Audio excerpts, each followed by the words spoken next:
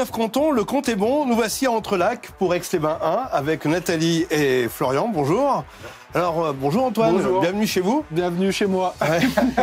Une petite bière santé. Pour fêter ça. Allez, on trinque. Nathalie, pourquoi ce choix? La brasserie Caco, elle est vraiment à l'image de notre territoire.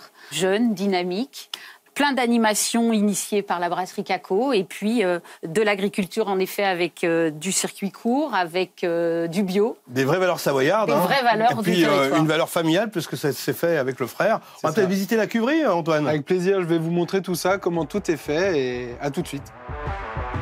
Antoine, t'es pas tombé dans une cuve par hasard? J'apprenais aux étudiants à Montpellier, parce que j'étais en biologie moléculaire, à faire de la bière. De fil en aiguille, j'en ai voulu le faire avec mon frère pour le territoire. Faire une entreprise comme celle-ci qui prend aujourd'hui une belle dimension, ça a été un vrai pari fou ici à Entrelacs. On a commencé il y a 6 ans aujourd'hui, on a développé, on est passé de petites cuves à des grandes cuves.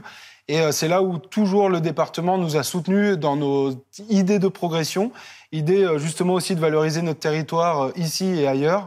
Et ça, c'est vraiment important. Tu t'es aussi impliqué dans le territoire avec Ours en Seine, qui en est bientôt à sa 3e édition. C'est ça, on en est à la 3e édition de ce beau festival gratuit et de territoire. Le département est en soutien, en conseil, est toujours là derrière nous pour faire vivre ce beau territoire d'Aix-les-Bains et alentours, nos belles Savoies, et ça, c'est très important pour nous. Alors j'ai une question. Qu'est-ce qui fait un bon brasseur? Parce que les brasseurs, il y en a quand même pas mal sur le territoire. Ce qui fait un bon brasseur pour nous, c'est vraiment déjà qu'il travaille avec ses locaux, ses agriculteurs locaux qui leur font les orges brassicoles, le houblon.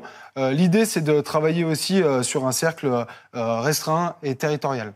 Allez, on va déguster tout ça autour de la table d'hôte avec nos élus. Nathalie, parlez-nous de l'importance de ce canton et de ses enjeux. Eh bien, ce canton, il est vraiment entre lac et montagne. C'est le plus grand canton de Savoie, avec près de 30 000 habitants. Ça permet de prendre peut-être un petit peu d'auteur pour la suite de cette émission, Florian. Effectivement, direction Le Moncel, pour prendre de la hauteur et de voir concrètement comment le département vient en aide aux communes et au profit des citoyens du canton. On finit notre carburant et on remercie Antoine avant toute chose. Merci Antoine pour l'hospitalité.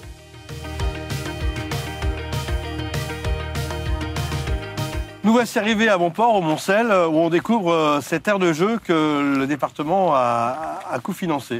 À hauteur de 99 000 €. On est rejoint par le maire. Bonjour Antoine. Bonjour, ça va bien? On est bien chez vous là. Oui. Il y a tout ce qu'il faut pour s'installer. D'ailleurs, je crois qu'on y vit régulièrement depuis quelques temps.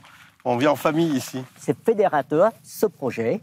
Et d'ailleurs, les habitants du Mont-Saint ont dit, cet été, on saura au moment où on va pouvoir se retrouver. Alors cet investissement, c'est un vrai lieu à vivre. Ça permet aussi bien de contenir la ruralité, ses habitants, pour qu'ils restent au village et à la commune. Et ça, le département, que ce soit ici ou ailleurs, fait très attention et pousse dans ce sens. Le département, aujourd'hui, est l'acteur de proximité et du bien-vivre, effectivement, ensemble. Et donc, on a plusieurs dispositifs qui viennent soutenir les communes à travers des gros taux de subvention, du coup, ce qui peut créer l'effet levier, en tout cas sur le plan de financement des projets. On a ce magnifique exemple du nid qui est un lieu intergénérationnel, en plus, qui épouse parfaitement la pente, où c'est végétalisé, où vraiment, je pense que ça va rencontrer son public. On a aussi la même chose du côté de Saint-Ours. On a toute une palette et cette flexibilité, cette agilité qu'on peut avoir du côté du département pour être en aide aux communes et bien sûr que ça rayonne sur le territoire et que les habitants puissent en bénéficier. Antoine, on fait un tour dans votre commune parce qu'il y a d'autres initiatives que le département a soulevées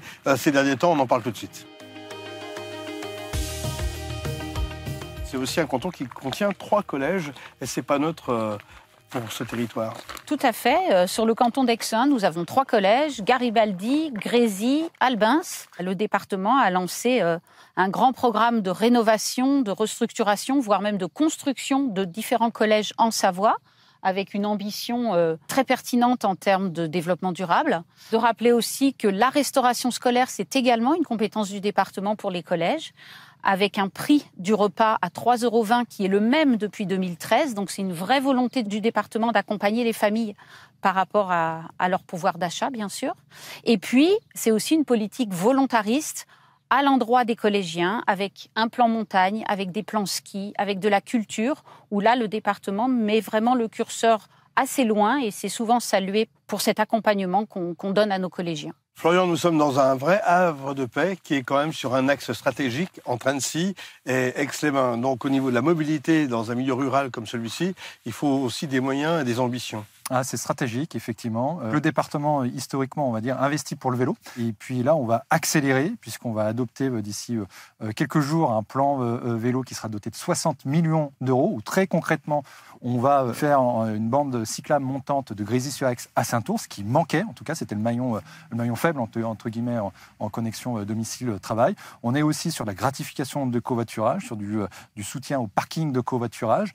Et le département gère aussi les routes départementales. Il y a tout l'enjeu du partage de la voiture, c'est-à-dire comment on peut aujourd'hui mettre les piétons, les vélos et les voitures en toute sécurité. Sur le canton, c'est ambitieux, mais c'est nécessaire. C'est nécessaire puisque c'est la pierre angulaire pour réussir la lutte contre le réchauffement climatique et notamment sur la réduction des gaz à effet de serre. Et c'est pour ça que le département, en tout cas, va investir plusieurs dizaines de millions d'euros ces prochaines années. On va maintenant se retrouver du côté de la maison médicale parce que là aussi, dans la ruralité, c'est des points qui comptent. Antoine, vous êtes plutôt satisfait de cet investissement? J'imagine qu'il a été important au cœur du parc des Bauges. Tout à fait. Comme venaient dire Florian et Nathalie, le département, c'est l'humain avant tout. Nous avons une chance d'avoir des médecins. Aujourd'hui, nous avons 3 médecins, 3 infirmières, 3 kinés. Grâce aussi à la sécurisation de cette route, les gens roulent très vite, et puis de faire aussi des espaces piétonnés, un emplacement pour les pompiers, le cabinet médical, aujourd'hui, complètement opérationnel, pas seulement pour les Montcellois, mais aussi pour les communes à côté. Nous sommes dans le même département, on ne va pas rejeter quand même, ça ne se fait pas. Merci Antoine, Florian, merci Nathalie. On se retrouve prochainement pour une nouvelle émission, 19 cantons, le compte est bon.